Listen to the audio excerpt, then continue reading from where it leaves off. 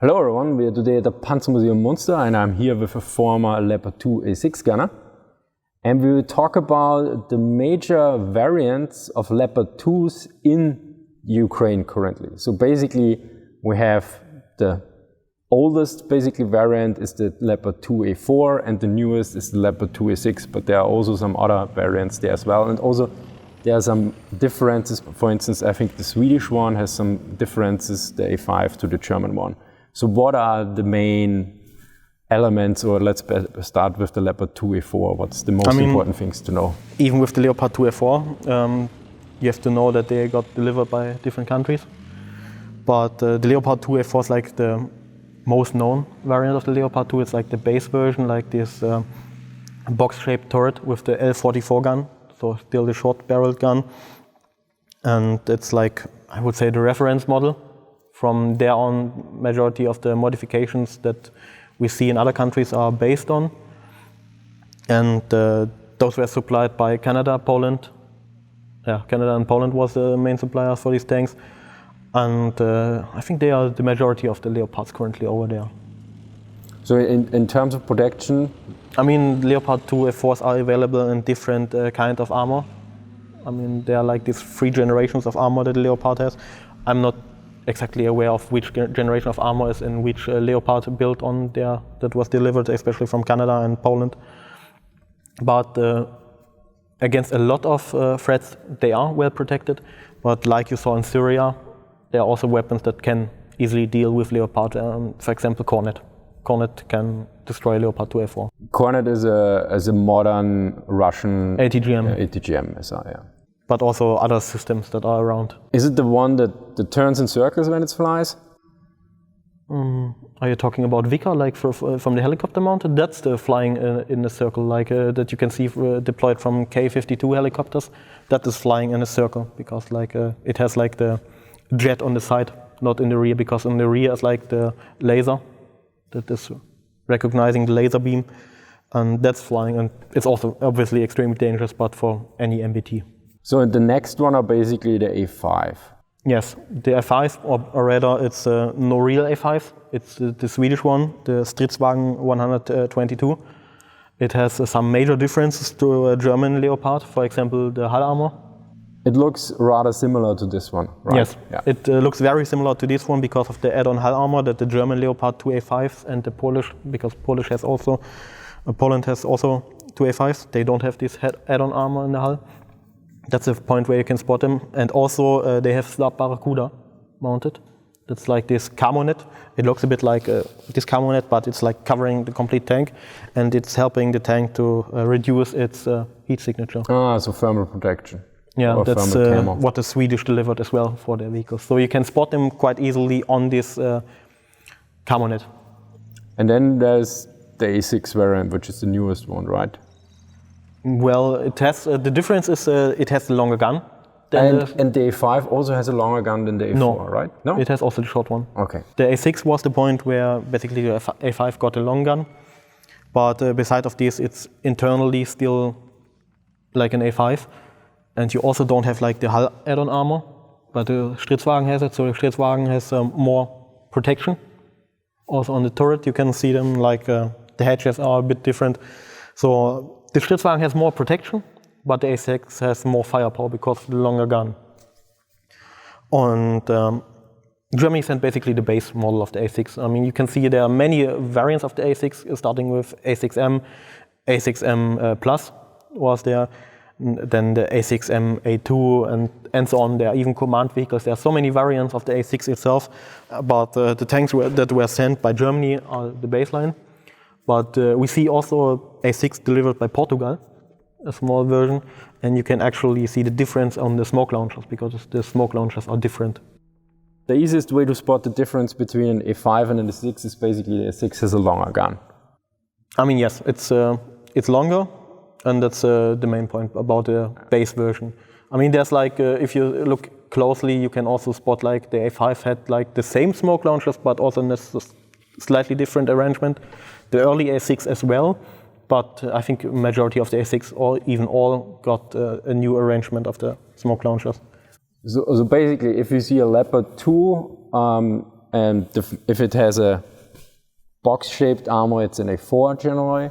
If it has a wedge armor, it's either A5 or A6, and then you go, does it have a long gun or a short gun? Although when you don't have a real reference, it might be a bit more difficult to tell, then you can see which it is. And if it has some kind of special net, it's likely a Swedish Leopard. I mean, currently there are no A5s. There are only the A4s, the A6, and these Swedish ones. Everyone is calling A5, but they are in fact the Stridsvagns, and you can see them with the carbonets. It's very obviously. Also, the turret shape looks a bit different because of the hedges, but the biggest giveaway is like the sub-Barracuda system. Did the Ukrainians actually up-armor the Leopard A4 with explosive reactive armor or not? Yes. Yes. So because I saw Photoshop, but I wasn't sure, yeah. There's some good footage, and there was even like footage from in the making when they welded like metal parts in front of the turret to mount it.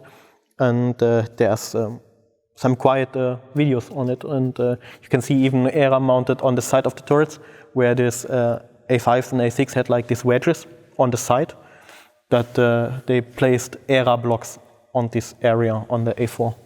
So, but just the A4, so Yes, I haven't seen footage of A6 with ERA yet. Okay. And the Stridsvagn also not? And also not with the Stridsvagn also. Okay. No. So that makes sense. Do you know which kind? What kind of ERA the Ukrainians are using? Because I think they have the domestic one. I mean, they developed the domestic one, but as far as I know, they are producing themselves a Kontakt-1. And also they are like scavenging from captured Russian vehicles or lost Russian vehicles. They are scavenging these panels. But mostly what I am aware of is like that they're producing Kontakt-1 themselves. So in Kontakt-5 cannot be easily added, I guess, or it depends. I think if you can produce it, you can put it on it. Yeah. You have it also on the turret, yeah. But yeah, I was thinking of the TADU where it has it in the front, basically kind of built in. That's different. So ERA is explosive reactive armor. The first generation, like Kontakt-1, protects against high explosive anti-tank, which is used in anti-tank rounds, but also in ATGM missiles generally. And Kontakt-5 is better, and it protects also against kinetic rounds as well. But it's a bit more complicated. Yeah, Russian ERA is a complete topic on its own to talk about. I have several videos which I will link now somewhere here. if we're going to get more interested, because also it is explosive reactive armor, but it's an explosive that does not go off, is not an extreme amount of energy is applied. So for instance, if a tank burns, the explosive actually melt or burn away, but they don't explode, which can be quite confusing because you see like a destroyed tank and all the ERA panels are still there and you look like, why didn't they explode? Well, I didn't know why, and so I made a video 1 year ago and I explained it, because it was at first confusing at me, and then it makes complete sense, because this is an explosive that just doesn't explode. If it's just warmed, it's not like dynamite. Anything else to add for Leopard 2s in Ukraine? Not much to add about.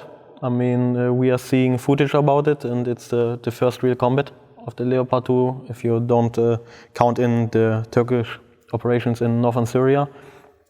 But we see that Leopards have now their first tank-on-tank engagements. And we will see in the future for more footage, for more information, and I'm sure that the development of further versions of the Leopard will be based on it, like we saw other development earlier, for example in the Cold War, for example from the Yom Kippur War. That there was like this conflict in Syria and Israel, and both sides learned from it. The Soviets learned from Yom Kippur, but also the NATO learned from it. And I'm pretty sure that the same will happen with Ukraine, that the tanks will adopt things that maybe get tested there, or that people will think, yeah, maybe this could be better, because it's like the first trial by fire. Yeah. Like you saw with many vehicles, even in World War II, that you need the first conflict.